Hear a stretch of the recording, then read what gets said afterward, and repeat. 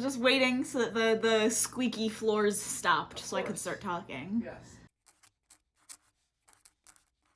Hello everybody, welcome back to another video. Today's video is another installment of the cooking a different recipe for every of the 50 states. That was a really weird way to say that.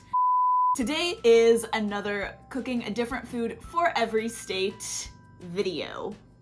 I think that was better. In this video, the 5 states that we are covering are Michigan, South Carolina, Wisconsin, Delaware, and New Jersey. Just a reminder, all of the recipes that I am following and all of the links to where I pulled the history for each food will be in the description below if you wanted to check them out, along with any adaptations or changes I made to the recipes when I cooked them. First up, we have Michigan, and for Michigan, we cooked the pasty? I honestly have no idea how to pronounce it. Everywhere on the internet was telling me it's pasty, like rhymes with tasty. And then when I was looking up the history, I was seeing pasty as in rhymes with nasty. So I have no idea. So I'm pretty sure through the actual cooking footage, I'm gonna be pronouncing it pasty. And during the history voiceover that you're going to hear, pretty sure I'm pronouncing it pasty. So please let me know if you are from Michigan what the actual pronunciation is. Does it rhyme with tasty or nasty? I don't know, but here you go. All right, for Michigan, we are making pasties, and what these are from everything that I've gathered in the recipe that I'm going to be following, they're essentially just meat and potato stuffed pastries that are made from scratch. So I was looking at the recipe, and again, the recipe and everything will be in the description down below, so you can go check it out yourself. This recipe makes a lot, so we are going to be cutting it in half so as to not make so many. But basically, you make the pastry, which is just flour, salt, shortening, and water, and you roll it out, and you have the mixture of meat and potatoes and all those other things that you put into it, and then you bake it. And it's very straightforward, very simple. Time for time lapses. The step that I'm a little nervous about, it says in this mixture to dump a lot of water. And I feel like it's going to be swimming and it's not going to be the consistency that we want at all. So I'm gonna start with a little bit and work my way up to get the consistency that I want, because this is calling for like 3/4 of a cup of water in that. And I feel like that is way too much. So I'm gonna just add a little bit and see where it leaves us.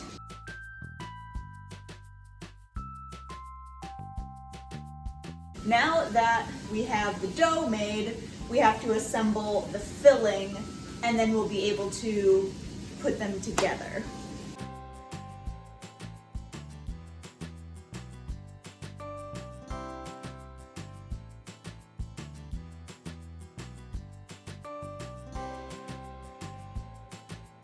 All right, so we have the mixtures mixed behind us. We have them in 2 separate containers because half has onion in it and half does not have onion in it. So we have that, we have our pastry, and now we're going to roll it out and assemble these. The pasty originated in the mining region of Cornwall in the UK. When Cornish immigrants came to America in the 19th century, they brought along this hearty food to the iron mines of Michigan. The pasty was very efficient for the miners, being packed with needed calories and being very easy to eat.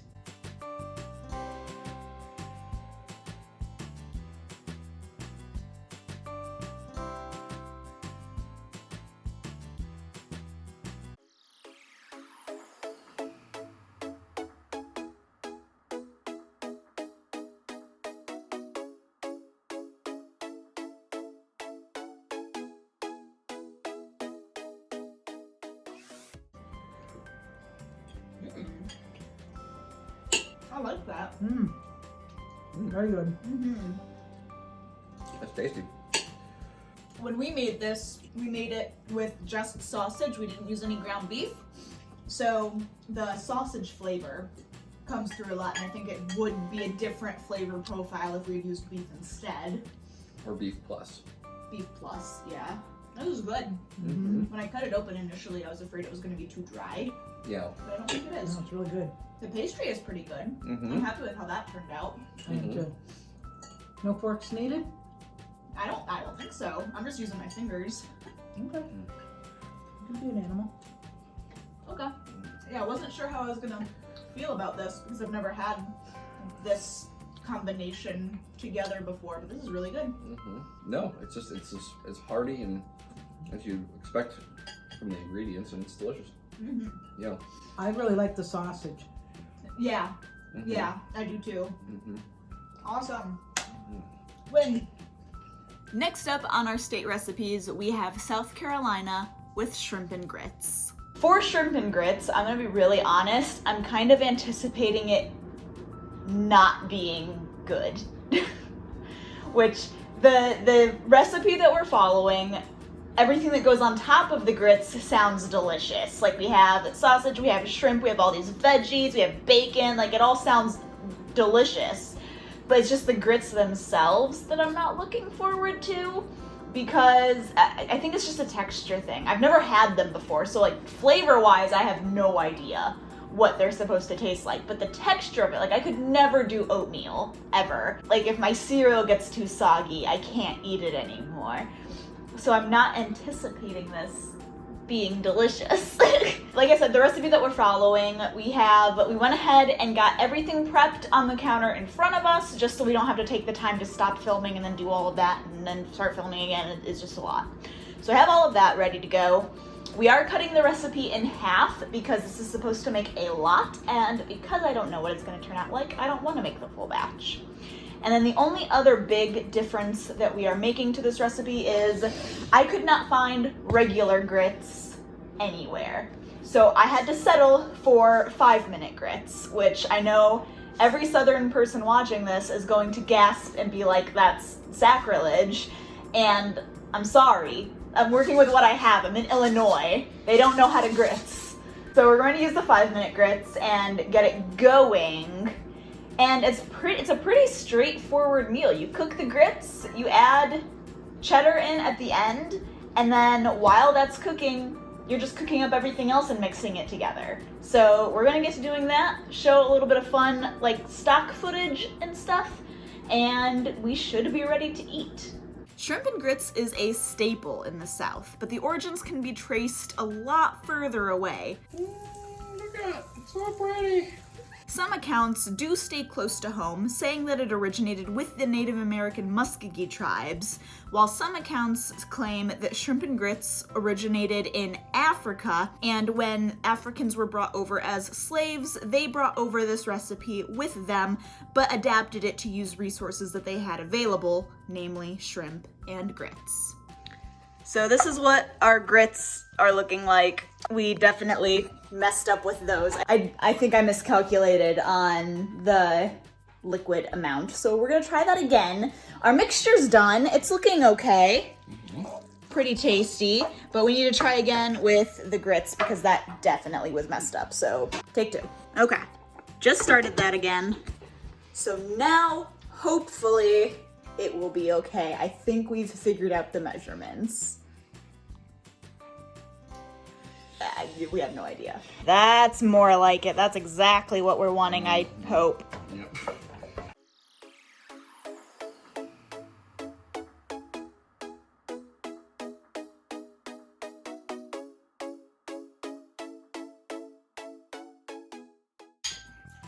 Get a little bit of shrimp, a little bit of grit.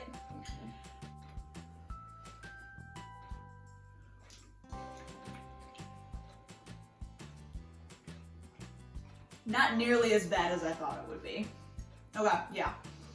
The grit texture is totally different than what I was expecting it to be. So this is acceptable. And the cheese, a little bit of cheese that was added in helps tremendously. Yeah. Not bad at all. No. Any of you watching, if you know for sure, is there such thing as a grit, or is it always just grits? Like, is one single grit like a grit, or is it always just grits? Like, is there a singular or plural, or is it always plural? I can happily say that I'm giving this meal a pass. Yep. Very, very good. Mm-hmm. Still go ahead and cut it in half though, because I don't think I'd be able to eat a full amount of this, like leftovers or anything. But very cool. South Carolina knows a thing or two. Just so. Yeah, I'm definitely going back for more. Nice. Caught that on camera. Headed right back up to the Midwest, we have Wisconsin with cheese curds. Wisconsin. All right. It's fun to say the word. Wisconsin.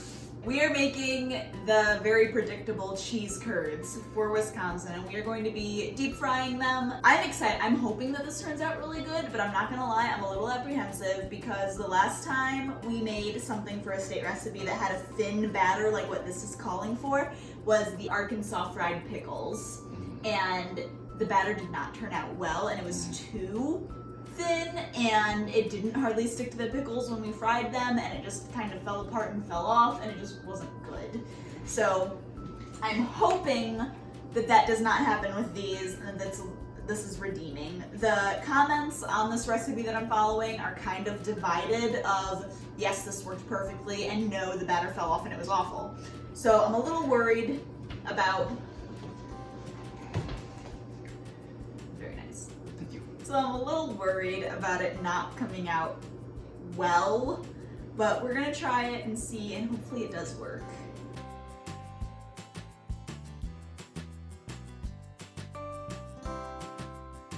Okay, so it does look a little thicker, which is encouraging. We're coated there. Okay. That's like not hardly anything. Well, we're gonna find out. Yeah. Here we go.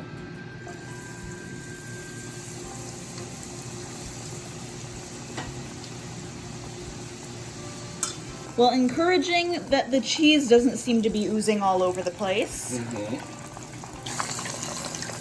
Ooh, that looks nice. Okay. I mean, that's golden, isn't it? Yeah. Okay. Set them down there. There they are. Oh, yep, there's the cheese. Okay, gonna have to keep that in mind. Yeah. It's no surprise that when you think of Wisconsin, you also think of cheese. Back around 1840, settlers from all over the world were coming to take advantage of the state's vast farmland, and by 1922, over 2,800 cheese factories were in Wisconsin. As a result, cheese from Wisconsin is considered among the best in the world. Some of these are turning out looking real good. And then some of them, Not so much. Cheese curds are a mess. Look at that. Yeah. Something out of a sci-fi film. I mean, look at how gross that oil is.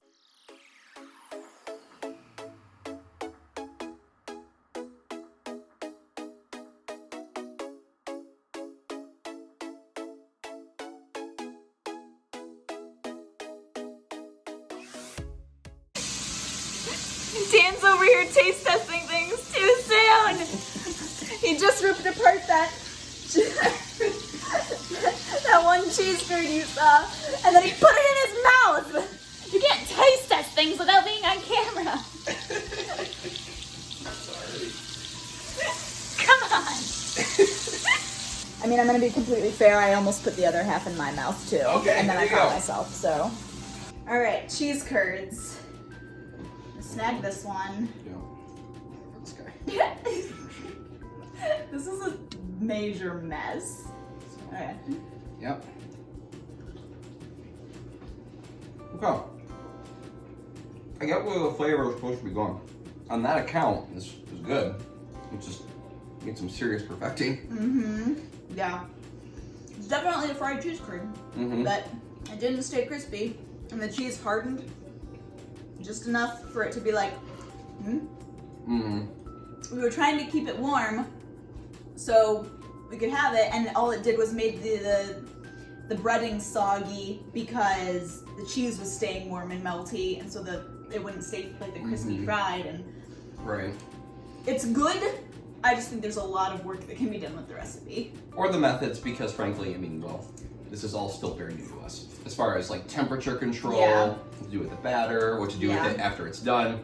Is this the sort of thing that has to be like the very last thing that you serve? I mean, like I said, It's not a bad batter. not a recipe. bad. No. I'll give it a pass. It's good. We're gonna eat them. Right. It's just not great. That's all.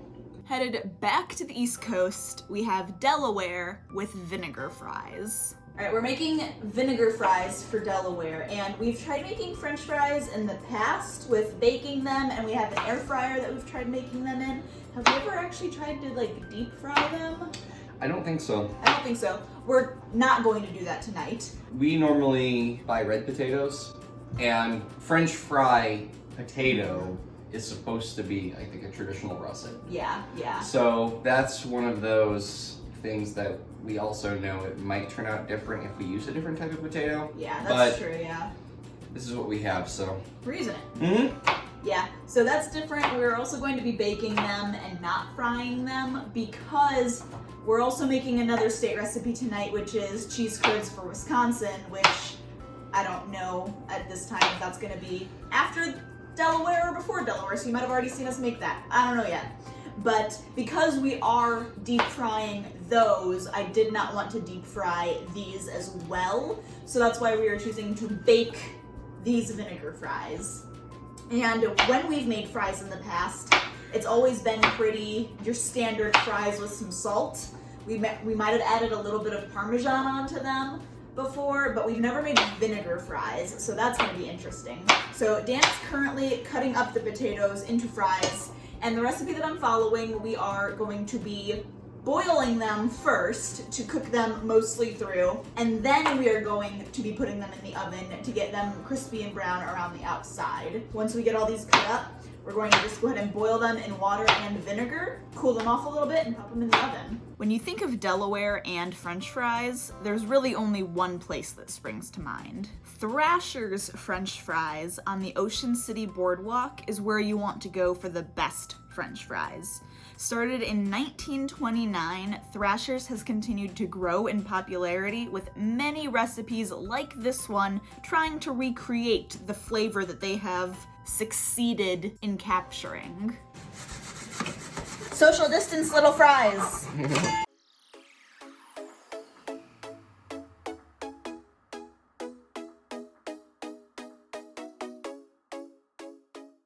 These did not get as crispy as I thought they would on the outside. Like, we were supposed to leave them in there until they got browned, but it definitely would have been in there too long. But they are definitely cooked. They're cool. Okay. The vinegar flavor is very subtle. I think we're actually supposed to toss them with a little more vinegar. Now that I thought about it. Do we want to or no? No. But that's actually a very nice flavor, I think. Yeah, it's pretty good. Yeah.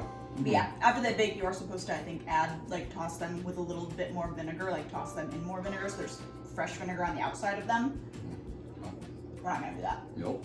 Alright, I like that. No. Cool. Alright, so I put a little bit of vinegar in this container just because we didn't toss the fries in vinegar afterwards, and it made me feel kind of guilty. So I put a little bit of vinegar in here so we can just kind of, like, toss it in and try it. Okay.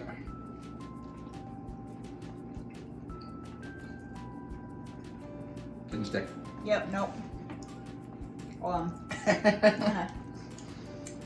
Just soak this one. That might have been a bit much, actually. Okay. Want to do the Nope. Lady and the Tramp? Oh, come on! For all the... Hey, kitty's out there. Yeah. That stuck. Okay. Still actually pretty good. Yeah, it's kind of good. Okay. Not gonna lie, wouldn't have been a bad thing to toss all of them in that. Yeah. Okay. All right, Delaware. Cool. Not totally weird. And last on our state adventures for this video, we have New Jersey with Taylor ham. Pork roll, Taylor ham, I honestly don't know which one to call it. For New Jersey, everywhere I looked online, all I could find that was the most prevalent and the most common recipe that everybody claimed to be like the food for New Jersey was pork roll, which is basically a roll of pork. But it is not just that on its own, it is turning it into this breakfast sandwich that we are going to make together. As you can see, I am kind of still in my pajamas. It is 9:30, but it's early. This is by far the earliest I've ever filmed one of these state recipes. So for this recipe, it is painfully simple. All you need are some buns, American cheese, eggs. I have Canadian bacon here. If you want to be super authentic, you have to get the actual Taylor ham. But when I was looking online for how much it would be, because you can't get it anywhere around here in store, it's like $15 a pound. And we're in the middle of a quarantine right now. As I'm filming this, it is the end of March. So everybody's kind of on lockdown, not going out unless they need to, and I really don't want to spend $15 on a pound of pork roll that I don't need. And I looked online and I found that a suitable substitute was Canadian bacon, and that was kind of the next best thing. Although I did also read that you're not supposed to tell somebody from New Jersey that Canadian bacon is a substitute for Taylor ham. So if you're from New Jersey, pretend I didn't say that. This is a recipe that Dan and I already basically make. We have done this, almost exactly this, multiple times in the past. The only main ingredient that we change is the buns, and we end up using English muffins, usually, instead of these bread buns. And our breakfast sandwiches mimic the Egg McMuffin from McDonald's. But it's very, very simple. Also, I have these really cute little egg cooker things. They're super adorable. They have little egg people on them. And I'm gonna use these to cook the eggs in because they're adorable. All you do is cook up the egg to your liking, whether you want the yolk still runny or cooked all the way through, totally your preference. We're going to brown up the Canadian bacon just a little bit and then add the cheese on top, toast up the buns, and connect everything. It is your very basic breakfast sandwich, and it's delicious. John Taylor's pork roll was officially created in 1856 and today is the most popular pork roll in the state. The breakfast sandwich is a house staple, and each year, New Jersey holds multiple pork roll festivals.